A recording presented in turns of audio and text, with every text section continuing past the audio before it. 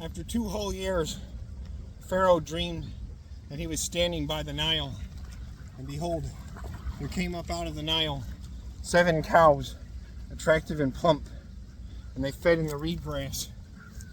And behold, 7 other cows, ugly and thin, came up out of the Nile after them, and stood by the other cows on the bank of the Nile. And the ugly, thin cows ate up the 7 attractive, plump cows, and Pharaoh awoke. And he fell asleep and dreamed a second time. And behold, 7 ears of grain, plump and good, were growing on one stalk. And behold, after them sprouted 7 ears, thin and blighted by the east wind. And the thin ears swallowed up the 7 plump full ears. And Pharaoh awoke, and behold, it was a dream. So in the morning his spirit was troubled, and he called for all the magicians of Egypt and all its wise men. Pharaoh told them his dreams, but there was none who could interpret them to Pharaoh. I remember my offenses today when Pharaoh was angry with his servants and put me and the chief baker in custody in the house of the captain of the guard. We dreamed on the same night, he and I, each having a dream with its own interpretation. A young Hebrew was there with us, a servant of the captain of the guard. When we told him, he interpreted our dreams to us, giving an interpretation to each man according to his dream. And he interpreted it to us. So it came, and as he interpreted it to us, it came about. I was restored to my office, and the banker was hanged. Then Pharaoh sent and called Joseph, and they quickly brought him out of the pit. When he had shaved himself and changed his clothes, he came in before Pharaoh. And Pharaoh said to Joseph, I have had a dream.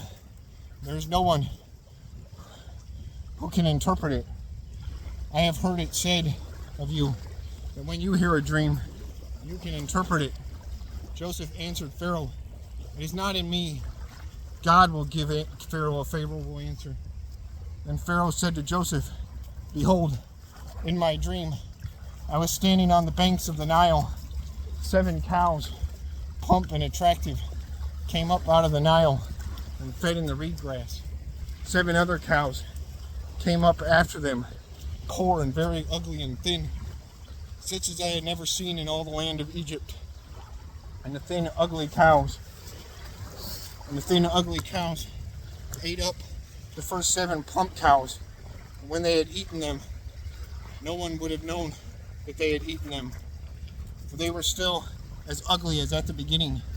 Then I awoke. I also saw in my dream 7 ears growing on one stalk, full and good. 7 ears, withered, thin, and blighted by the east wind, sprouted after them. And the thin ears swallowed up the 7 good ears. And I told it to the magicians, but there was no one who could explain it to me.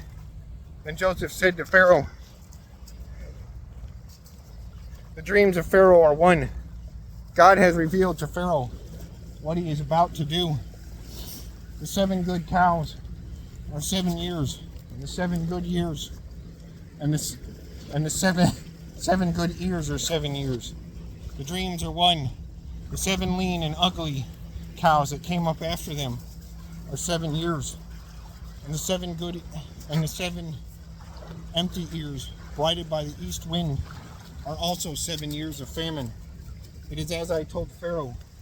God has shown to Pharaoh what he is about to do. There will come 7 years of great plenty throughout all the land of Egypt. But after them, there will arise 7 years of famine, and all the plenty will be forgotten in the land of Egypt. The famine will consume the land, and the plenty will be unknown in the land by reason of the famine that will follow, for it will be severe, very severe. And the doubling of Pharaoh's dream means that the thing is fixed by God, and God will shortly bring it about. Now therefore, let Pharaoh select a discerning and wise man and set him over the land of Egypt.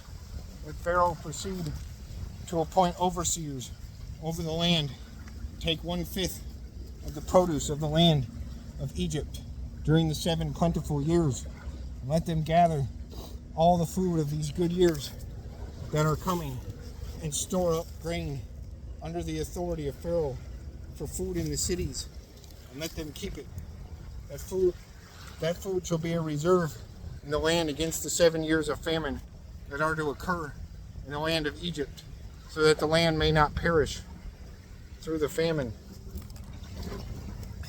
This proposal pleased Pharaoh and all his servants. Pharaoh said to his servants, "Can we find a man like this, in whom is the Spirit of God?" And Pharaoh said to Joseph, Since God has shown you all this, there's none so discerning and wise as you are. You shall be over my house, and all my people shall order themselves as you command.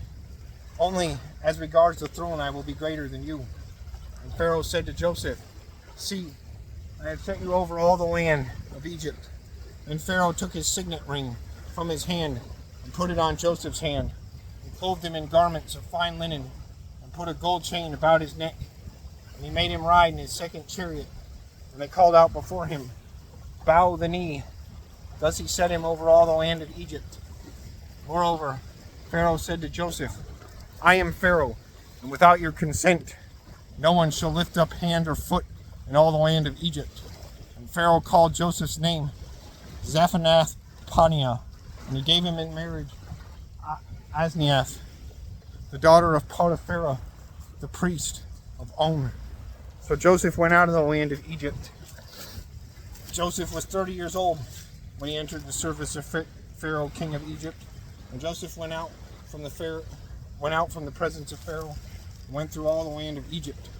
During the 7 plentiful years, the earth produced abundantly, and he gathered up all the food of these 7 years which occurred in the land of Egypt, and put food in the cities. He put in every city the food from the fields around it. And Joseph stored up grain in great abundance, like the sand of the sea, until he ceased to measure it, for it could not be measured. Before the year of famine came, 2 sons were born to Joseph. Asenath, the daughter of Potiphera, priest of On, bore them to him. Joseph called the name of the firstborn Manasseh, for he said, "God has made me forget all my hardship and my father's house." The name of the second he called Ephraim, for God has made me fruitful in the land of my affliction. The 7 years of plenty that occurred in the land of Egypt came to an end, and the 7 years of famine began to come. As Joseph had said, there was famine in all lands, but in all the land of Egypt there was bread. When all the land of Egypt was famished, the people cried to Pharaoh for bread. Pharaoh said to all the Egyptians, "Go to Joseph. What he says to you, do." So when the famine had spread over all the land, Joseph opened all the storehouses and sold to the Egyptians, for the famine was severe in the land of Egypt.